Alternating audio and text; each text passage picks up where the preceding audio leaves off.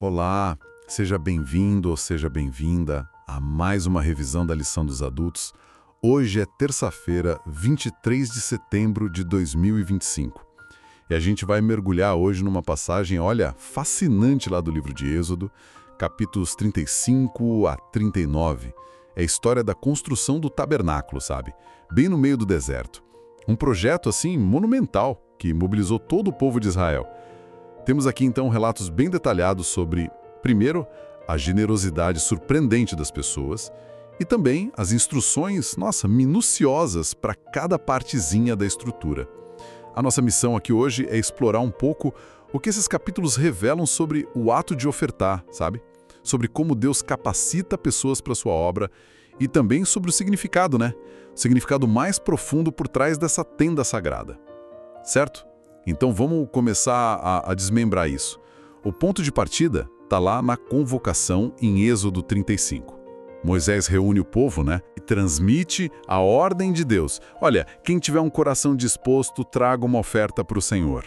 E a lista de materiais é, impressionante. Pura vermelho, linho fino, peles de cabra, peles tingidas, madeira de acácia, azeite, especiarias, pedras preciosas. Uma variedade enorme, né? Uma variedade imensa, e o texto faz questão de frisar isso, que vieram homens e mulheres, todo aquele cujo coração o moveu, como diz lá nos versículos 21, 22 e 29. É muito forte essa expressão, cujo coração o moveu. É, sim. E é notável essa resposta, sabe? Se a gente pensar no contexto, torna tudo ainda mais significativo. Esse povo tinha acabado de sair de séculos de escravidão no Egito. Verdade. A própria Bíblia conta que, quando eles estavam saindo, os israelitas pediram e receberam dos egípcios objetos de prata, ouro, roupas. Isso está lá em Êxodo 12. Então, essa riqueza que eles tinham era algo relativamente recente, né? E, em parte, era fruto dessa circunstância bem particular da saída do Egito. Ah, então. Quer dizer que essa oferta massiva que eles deram pode ser vista como uma resposta direta de gratidão pela libertação que tinha acabado de acontecer. Tipo, uma forma de redirecionar essa riqueza que eles ganharam para um propósito divino? Exatamente. Parece que é isso mesmo, uma expressão bem tangível, sabe? De gratidão pela liberdade conquistada e também pela liderança clara de Deus ali no deserto. Não era uma obrigação imposta, mas sim uma resposta voluntária, de coração, né? Como o texto repete várias e várias vezes. É verdade, repete bastante. E a generosidade foi tão extraordinária que acabou gerando uma situação assim bem inesperada. Assim, a parte que eles tiveram que pedir pro pessoal parar, isso está lá em Êxodo 36, né? Versículos 5 a 7. Os artesãos, os responsáveis pela obra, foram falar com Moisés e disseram, olha, o povo traz muito mais do que necessário para o trabalho que o Senhor ordenou. Imagina a cena. Pois é, aí Moisés teve que mandar avisar no acampamento. Olha, nenhum homem ou mulher traga mais ofertas. O material não só era suficiente, como estava sobrando. Imagina só. É um testemunho muito poderoso do espírito de entrega, da alegria em contribuir para a casa de Deus. Mas, claro, um projeto dessa magnitude não dependia só de matéria-prima, né? Por mais abundante que fosse. Exigia outras coisas. Exigia conhecimento técnico, habilidade artística, capacidade de execução. E aí que entra outro aspecto fascinante que está destacado nesses capítulos. É aqui que a história ganha uma camada extra, não é? Porque o texto não fala só de materiais, mas de pessoas. Pessoas especificamente capacitadas. Êxodo 35 menciona dois nomes em particular. Bezalel, da tribo de Judá, e Aholiabe, da tribo de Dan. Exato. O versículo 31, por exemplo, na NVI, diz que Deus o encheu Bezalel do Espírito de Deus, dando-lhe sabedoria, habilidade e pleno conhecimento artístico. E isso também valia para Aholiabe e para outros artesãos. Essa descrição é muito rica, né? Ser cheio do Espírito de Deus aqui nesse contexto não está ligado primariamente à profecia ou a sinais espetaculares como a gente às vezes associa. Não é o foco principal ali. Não, está ligado a uma capacitação divina para tarefas práticas, artísticas mesmo. Deus concedeu sabedoria, que é a capacidade de julgar e planejar corretamente, entendimento ou habilidade à inteligência para executar, e conhecimento, a perícia técnica. Isso em todo tipo de obra. Então, peraí, não era só talento natural. O texto está sugerindo uma capacitação sobrenatural para trabalhos manuais, para design, desde trabalhar com ouro, prata, lapidar pedras, entalhar madeira, até tecer e bordar. É isso? Olha, a leitura mais direta do texto aponta para isso sim, que Deus equipou pessoas específicas com as competências necessárias para construir o seu santuário com a excelência que ele desejava. Faz sentido. Ó, uma demonstração, né, de que os dons do Espírito podem se manifestar das formas mais variadas, incluindo habilidades técnicas, habilidades artísticas, quando são dedicadas ao serviço de Deus.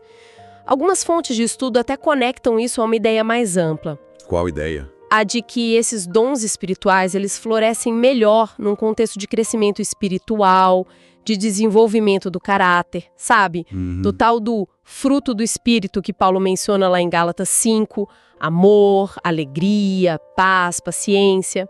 É como se a habilidade técnica se unisse a um coração dedicado. Essa ideia da capacitação divina para tarefas que a gente considera comuns, tipo artesanato, é bem interessante. Muda um pouco a nossa perspectiva sobre o que a gente pensa que é obra de Deus, né? Muda mesmo. Bom, saindo então das ofertas e dessa capacitação divina, os capítulos seguintes, do 36 ao 39, eles mergulham na execução do projeto em si. É quase um relatório de construção, um inventário super detalhado. Sim, a narrativa muda um pouco o ritmo ali, né? Sai da mobilização e entra na descrição minuciosa da fabricação de cada peça. A estrutura da tenda com suas 10 cortinas de linho fino retorcido, as coberturas de pelos de cabra e de peles, as armações de madeira de acácia revestidas de ouro, as bases de prata. É um nível de detalhe, assim, impressionante. E depois vem toda a mobília sagrada, né? A Arca da Aliança, feita de acácia, revestida de ouro puro por dentro e por fora, com a tampa propiciatória e os querubins em cima. A mesa para os pães da proposição, também de acácia revestida de ouro. O candelabro, né? De ouro puro batido, com as 7 lâmpadas. Isso, o altar do incenso, o altar do holocausto, que era de madeira, mas revestido de bronze, a bacia de bronze para as purificações e toda a estrutura do pátio ao redor, com as cortinas e as colunas. E não podemos esquecer das vestes sacerdotais. Elas são descritas lá no capítulo 39, as vestes sagradas para Arão e para os filhos dele, feitas com os fios coloridos, linho fino. O destaque maior vai para a estola sacerdotal, o éfode. O éfode, sim. Que era tipo um colete ou um avental sem mangas, né? Muito bem bordado. E o peitoral, o rochem, que era aquela peça quadrada usada sobre o peito do sumo sacerdote, cravejada com 12 pedras preciosas. Cada pedra representava uma tribo de Israel. Que detalhe. E ainda tinha um manto azul, a túnica, o cinto, o turbante com aquela lâmina de ouro onde estava gravado Santidade ao Senhor. Nossa, muito detalhe. Muitos detalhes mesmo. E uma coisa que chama atenção é a repetição constante nesses capítulos da frase, conforme o Senhor ordenara a Moisés. Isso aparece assim, vez após vez, para quase todos os itens construídos. Por que essa ênfase tão forte na obediência exata às instruções? Para que registrar tantos detalhes? Olha, essa repetição constante sublinha um ponto que é crucial. O tabernáculo não era uma invenção humana, era um projeto divino. Deus deu à planta o modelo, como está lá em Êxodo 25. Ah, sim, ele mostrou o modelo para Moisés no monte. Exato. E a precisão que foi exigida reflete a santidade de Deus e a seriedade do propósito daquela estrutura. Seu lugar da sua habitação simbólica, bem no meio do seu povo. Era um projeto de um significado enorme, sabe?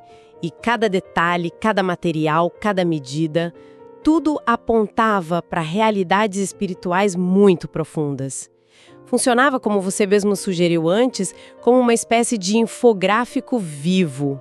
Uma planta baixa da redenção. Um infográfico vivo. Gostei dessa expressão. E qual era a mensagem central desse infográfico?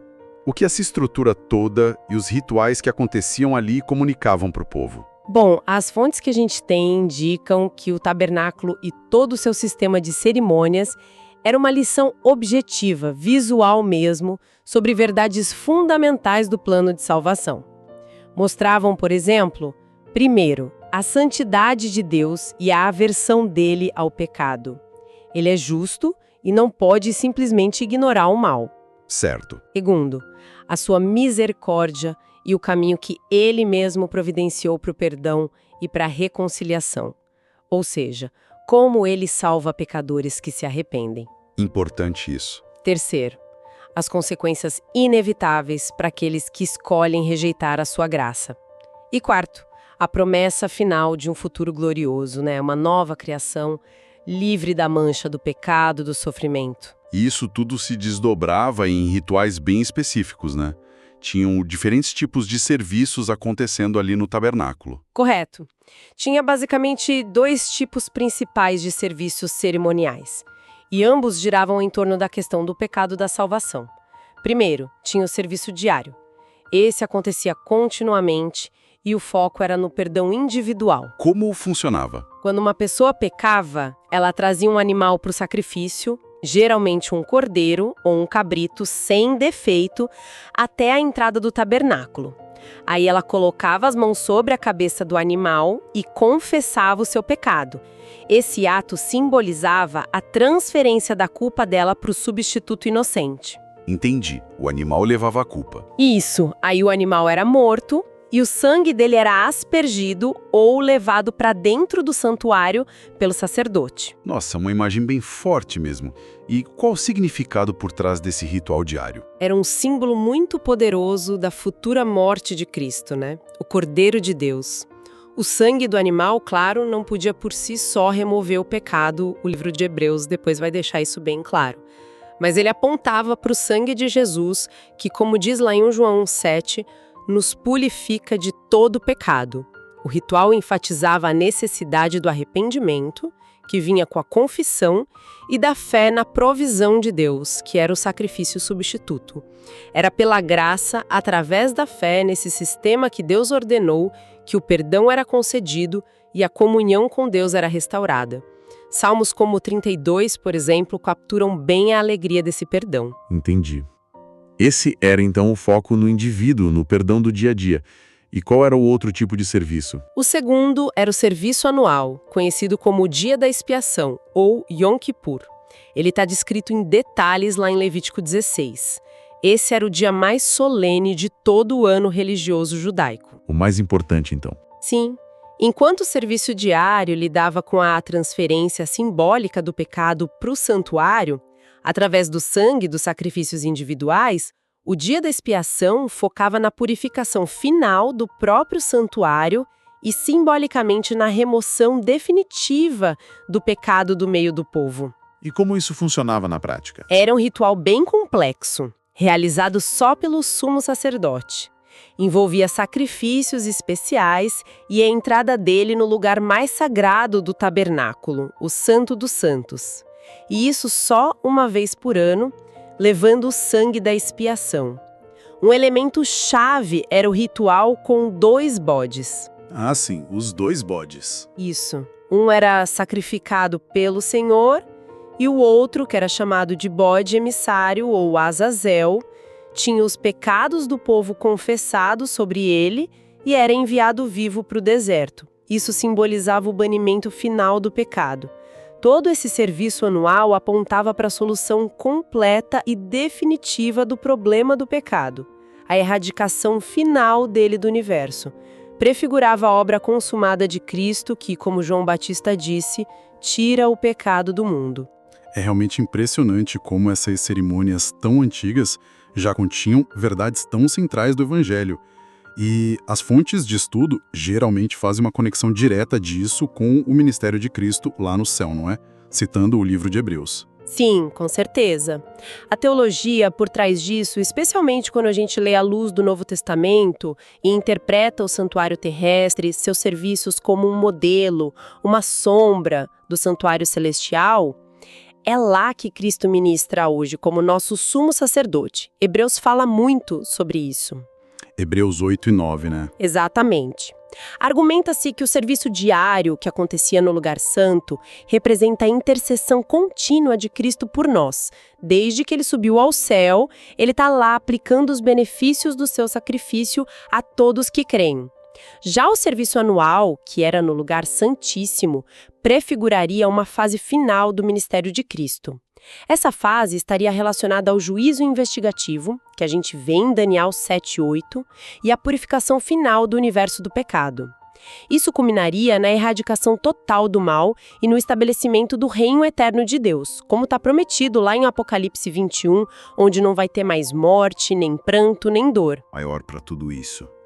Mas assim, além de todo esse simbolismo teológico super complexo sobre pecado, redenção, tinha também um propósito mais relacional ali, né? Sem dúvida alguma. No fundo, fundamentalmente, o tabernáculo era o lugar onde Deus escolheu habitar no meio do seu povo. Era o centro da adoração, o lugar para expressar gratidão, para buscar orientação e, acima de tudo, para cultivar um relacionamento com o Deus vivo. O próprio convite inicial de Deus foi esse: e me farão um santuário para que eu possa habitar no meio deles. Está lá em Êxodo 25:8. Era um convite à comunhão, um espaço sagrado para encontrar a presença divina de uma forma especial. Então, vamos recapitular o que a gente explorou hoje. Começamos com aquela generosidade extraordinária do povo israelita, uma resposta de gratidão que foi tão abundante que precisou ser contida. Vimos como Deus capacitou pessoas comuns, como Bezalel e Aholiabe, com o Espírito Santo, dando a eles habilidades artísticas, técnicas para realizar uma obra de excelência. Isso mesmo. Depois a gente mergulhou nos detalhes da construção, percebendo que cada elemento ali era intencional, seguindo um projeto que veio de Deus. E finalmente a gente desvendou um pouco do significado profundo por trás da estrutura e dos rituais, que funcionavam como aquele infográfico vivo do plano de salvação. Ilustravam a seriedade do pecado, a provisão de Deus para o perdão através de Cristo, a salvação pela graça e a promessa da erradicação final do mal e da restauração da comunhão com Ele. Exato. E todo esse relato detalhado sobre a construção, essa obediência minuciosa às instruções, a dedicação dos artesãos, a participação de todo o povo, tudo isso nos deixa com uma reflexão bem pertinente para nós hoje, né? Qual seria? Se Deus foi tão específico e tão exigente quanto aos detalhes da sua morada terrestre e dos rituais que apontavam para Cristo, o que isso pode sugerir sobre como a gente deve encarar as suas instruções e a nossa própria adoração e serviço a Ele hoje? Será que essa mesma reverência, essa atenção aos detalhes, essa busca por excelência, tudo motivado pelo amor e pela gratidão, não deveriam também caracterizar a nossa relação com o sagrado em todas as áreas da nossa vida? Fica aí uma provocação para a gente pensar. Uma ótima reflexão. Bom, nosso tempo está chegando ao fim por hoje. Até amanhã no próximo estudo. Até mais!